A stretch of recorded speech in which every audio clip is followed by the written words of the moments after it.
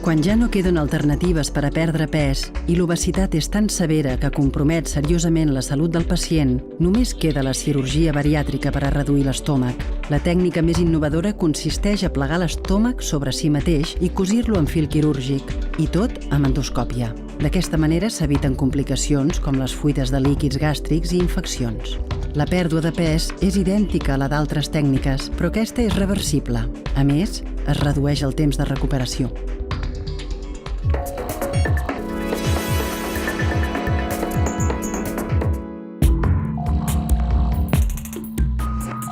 Estem al mercat de la Boqueria, on hi ha uns excel·lents productes alimentaris i realment és una de les bases importants per veure el que hem de menjar per evitar el sobrepès.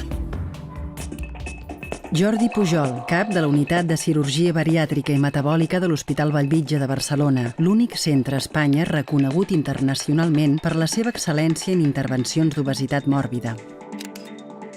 Per molt que vigilem el que mengem tant a casa com quan sortim fora, hi ha situacions en les que el nostre pes no es pot controlar ni amb dieta, ni amb exercici, ni amb medicaments.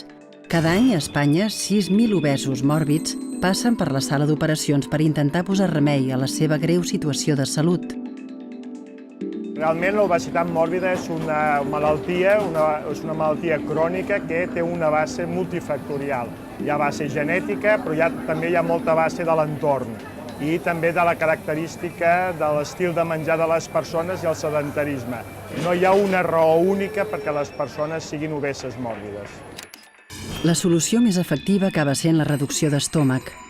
Els pacients, però, no estan exempts d'una reeducació del seu estil de vida. S'ha de fomentar l'exercici i corregir els hàbits alimentaris.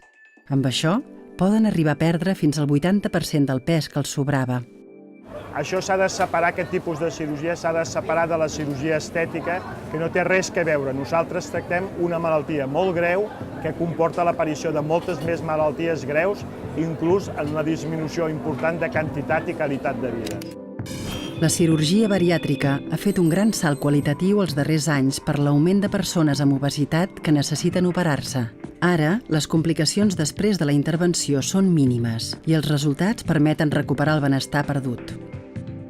En aquest moment, la cirurgia bariàtrica també hem afegit la paraula metabòlica perquè estem tractant la diabetis de tipus 2, la diabetis de l'adult.